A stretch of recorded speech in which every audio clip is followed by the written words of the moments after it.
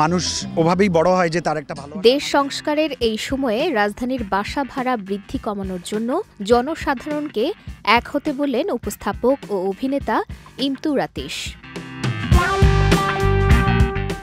19 August verified fan পেজে এই বিষয়ে একটি স্ট্যাটাস দেন ইমতু, যেখানে তিনি বাসা ভাড়া কমানোর জন্য আন্দোলনের আহ্বান জানিয়ে লিখেন, বাসা ভাড়া নিয়ে কেউ আন্দোলন করছে না কেন।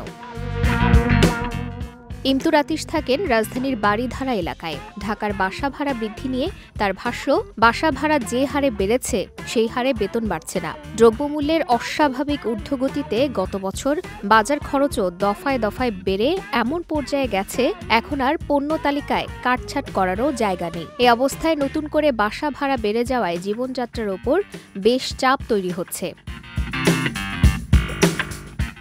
এইসব বিষয় বিবেচনা করে ঢাকার বাসা ভাড়া কমানোর দাবি জানালেন ইমতুর আতিশ। সেই সঙ্গে এই দাবি আদায়ের লক্ষ্যে আন্দোলন করার জন্যও আহ্বান জানিয়েছেন এই অভিনেতা। একাধিক টিভি চ্যানেলে উপস্থাপনায় দেখা যায় ইমতুর আতিশকে। কাজ করেছেন বেশ কিছু সিনেমাতেও। পাশাপাশি টিভি নাটক ও মডেলিংয়ে নিয়মিত কাজ করছেন ইমতু।